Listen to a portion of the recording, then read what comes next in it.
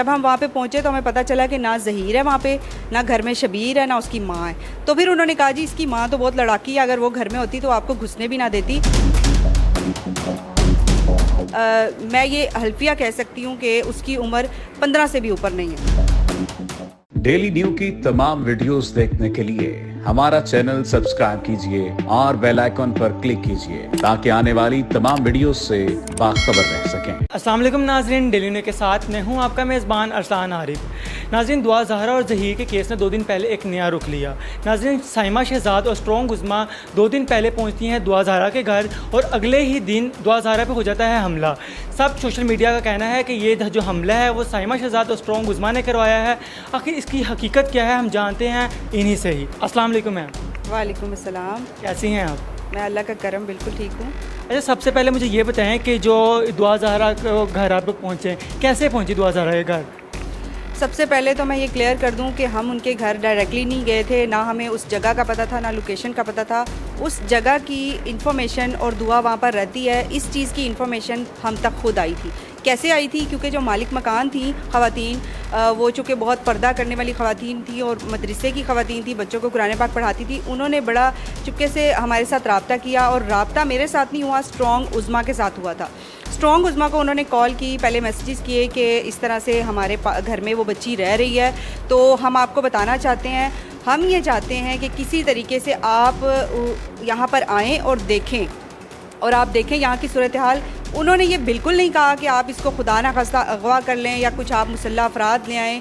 देखिए, इतना high profile case है तो इसको इतना नाजुक तरीके से टैकल करना है, ना कि हम वहाँ पे बंदे लेके घुस जाएं। तो उन्होंने हमें कहा, स्ट्रॉन्ग उज़मा कहा कि आप यहाँ पर प्लीज़ आएँ और एक दफ़ा देख लें, क्योंकि जिस कमरे में इस बच्ची को रखा गया है हम भी वहाँ पर नहीं जा सकते। और जो ज़हीर की माँ है वो इस कदर लड़ाका खातून है कि अगर हम बिल लेने के लिए या पैसे लेन देन के लिए उनके दरवाजे के पास जाते हैं तो वो दरवाज़ा नॉक करने के बाद फ़ौरन से घर खुद ही निकल आती है और हमें अंदर देखने भी नहीं देती। तो हमें नहीं पता कि अंदर का क्या माहौल है। आप आएँ और एक दफ़ा देखें, अगर पॉसिबल होगा तो हम आपको उस कमरे तक ले जाएंगे और दिखा भी देंगे कि बच्ची अंदर किस हाल में है।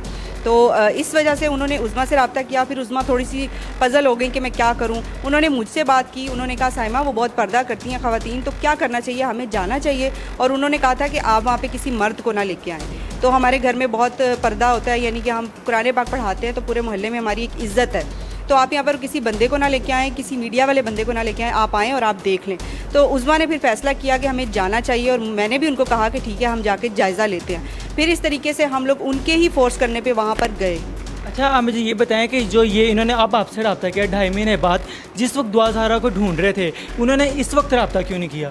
देखिए, एक चीज़ मैं यहाँ पर यह भी क्लियर कर दूँ कि उन्होंने हमें बताया कि 10 महीने से ज़हीर फैमिली वहाँ पे रह रही थी और 10 महीने से जब ये केस हाईलाइट हुआ और बच्ची जब अगवा का मामला हुआ, सारा कुछ हुआ, तो 2 महीने ये लोग यहाँ से जा चुके थे, कहीं और जाके रह रहे थे। अब उनको नहीं पता वो किसी गांव में चले गए थे या कहाँ। कहते जब ये 2 महीने बाद वापस आए, चूँकि इन्होंने 2 महीने का किराया भी देना था, तो वापस आए तो हमें पता चला, तब भी हमें नहीं पता था। लेकिन जब पुलिस वहाँ पे पहुँची मालिक मकान के घर, तब इन्हें पता चला कि ये बच्ची के अगवा का मामला है या ऐसा कुछ है। फिर इनकी होती रही, पुलिस के साथ कन्वर्सेशन चलती रही और हमारी भी बड़ी बदनामी हुई मोहल्ले में। तो फिर उनको पता चला कि वाकई कुछ ऐसा है, फिर भी वो लोग डर रहे थे। आप देखें कि कुछ दिन पहले कुछ और घटिया किस्म के लोग उनके घर घुसे हैं और धावा बोला और उनको हरासा करने की कोशिश की है। तो वो पहले से डर रहे थे कि यहाँ पे मीडिया ना आए, लोगों में हम बदनाम हो जाएंगे, हमारा बड़ा नाम है, हम मशहूर हैं, लोगों के बच्चों को कुरान पाक पढ़ाते हैं। तो उन्होंने इस मामले में कोई इन्वॉल्वमेंट ज़ाहिर ही नहीं की। लेकिन जब उन्होंने उनके फादर की वीडियो देखी ना रोने की फादर्स डे पे, फिर उनके दिल को कुछ हुआ और उन्होंने कहा कि नहीं, अब ये केस बहुत ही आगे चला गया है, ये लगता है कि कहीं ना कहीं बच्ची के साथ कोई प्रॉब्लम है। तो फिर उन्होंने कहा कि हम किसी ना किसी बंदे से रब्ता करते हैं, पर पता नहीं किस तरीके से उन्होंने उज़मा से रब्ता किया, इस चीज़ का मुझे भी नहीं पता। लेकिन रब्ता उज़मा से हुआ था, उसके बाद मैं इन्वॉल्व हुई थी। अच्छा, वो उनके मालिक मकान थे और साथ ही कमरे में मतलब ज़हीर की फैमिली जो है रहती है। तो जिस वक्त आपने वहाँ पे इंटरव्यू शूट किया, उस टाइम उनको पता था कि यहाँ पे ये मीडिया पर्सन्स आए हुए हैं या फिर कोई मामला इधर ख़राब हो रहा है?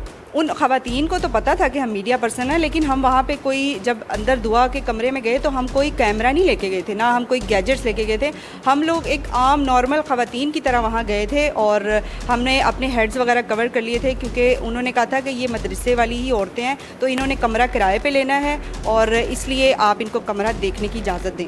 हम लोग इसी बात से इसी शर्त पे अंदर गए कि हमने कोई अंदर कोई चीज़ नहीं लेके जानी, तो ना तो हमने कोई रिकॉर्डिंग की ना कोई ऐसी वीडियो। अगर ऐसा माइंड होता ना हमारा तो हम पूरा तैयार करके जाते सेटअप।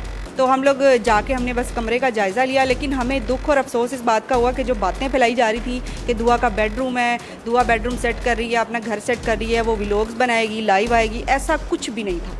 अच्छा, आप लोग अंदर कितनी देर रुके दुआ ज़हरा के घर में? आप लोग कितनी देर रुके और आपने कैसे दुआ ज़हरा को देखा? मतलब किस हाल में थी वो? क्या वाकई उसको रानी बना कर रखा है? उसको वाकई पिज़्ज़ा बर्गर सब कुछ पेश किया जा रहा है?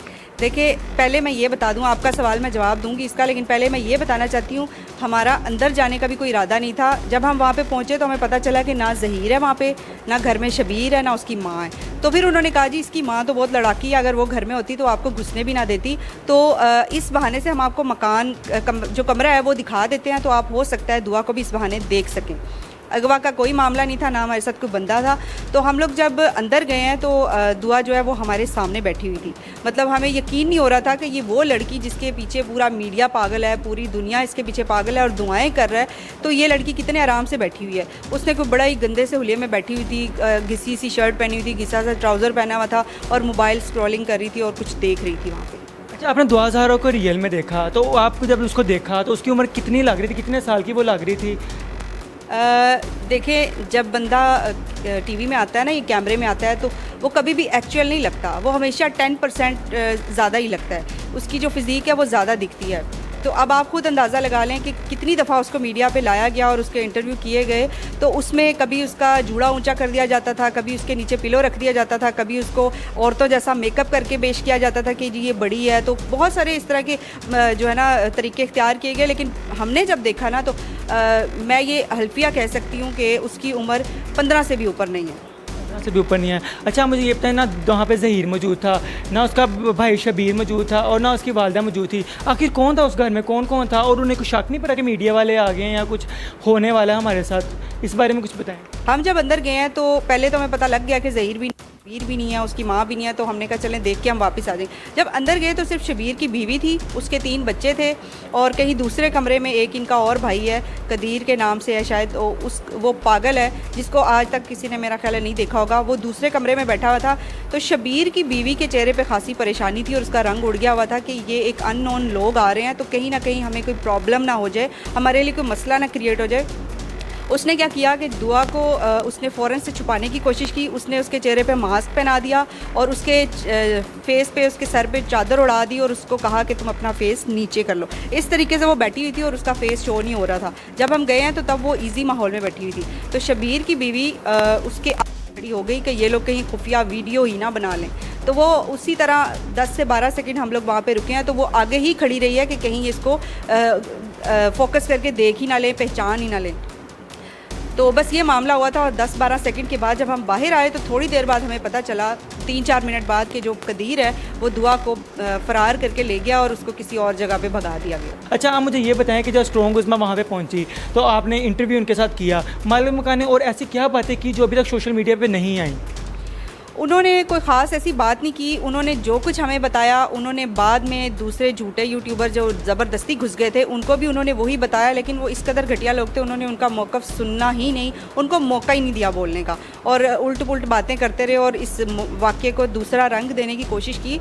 तो उन्होंने ऐसी कोई बात नहीं बताई, बल्कि उन्होंने ये भी कहा, देखिए कुछ लोग कह रहे थे कि आपने उनको पैसे दिए हैं, ये वो। अगर पैसे दिए होते तो वो ज़हीर फैमिली को भी एक्सपोज करते ना, कोई ऐसी उल्टी सीधी बात करते। उन्होंने कहा ये शरीफ लोग हैं, ये इसी तरीके से रह रहे हैं जिस तरह से बाकी फैमिलीज़ रहती हैं, तो कभी इनकी कोई कंप्लेन नहीं हमें पता लगी। हमें उस दिन पता चला जब पुलिस यहाँ आई और तब पता चला कि बच्ची वाला भी कोई मामला है। उसके अलावा हमने इनके घर में कभी लड़ाई की आवाज़ नहीं सुनी, कुछ नहीं सुना।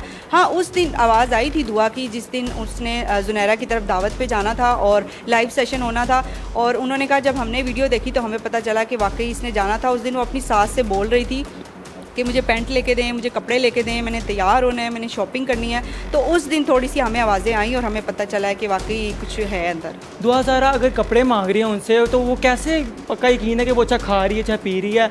इस केस में ना दिन ब दिन पेचीदगियाँ बढ़ती जा रही हैं। आखिर इस केस का इख्तिताम क्या होगा? आपको क्या लगता है दुआ ज़हरा वापस चली जाएगी कि दुआ ज़हरा को ये गिरफ्तार करके उसके साथ कोई और मतलब मामला पेश करेंगे? देखिए, अब तो उनका झूठ पकड़ा गया है। सबसे पहला झूठ जो उन्होंने बोला, जो पहला इंटरव्यू जिसने सोशल मीडिया पे भी खलबली मचा दी कि दुआ ज़हरा जो है वो बड़े लैविशिंग माहौल में रह रही है, और जो इंटरव्यू पहला हुआ है वो भी दुआ के घर पे हुआ है। तो ये सबसे बड़ा झूठ था। वहाँ पे तो इतनी गंदगी और गलाजत थी और कचरे का ढेर था कि मेरा नहीं ख्याल कि वहाँ पर कोई जिन्होंने इंटरव्यू किया वो कभी गए भी होंगे। उन्होंने वो इंटरव्यू किसी और जगह किया, और दुआ का जो कमरा था, जिस कमरे में वो रह रही थी, इस कदर गंदगी, उसके अंदर ही वॉशरूम, उसके अंदर ही किचन, उसके अंदर ही बर्तन, उसके अंदर ही सब कुछ था कि एक कमरे में जैसे कोई मुसाफिर रह रहा है, इस तरीके से वो लोग रह रहे थे। और पिज़्ज़ा तो क्या, मेरा ख्याल है उसको प्रॉपर खाना भी नहीं मिलता होगा। बहुत शुक्रिया, आपकी कीमती वक्त है। जी नाज़रीन, हमारे साथ साइमा शहजाद मौजूद थी जिन्होंने इस केस के हवाले से हमें बहुत सी तफसीलात दी। नाज़रीन, उम्मीद है आपको आज की वीडियो अच्छी लगी होगी। फिर मिलेंगे एक नई वीडियो के साथ, तब तक के लिए अल्लाह निगहबान।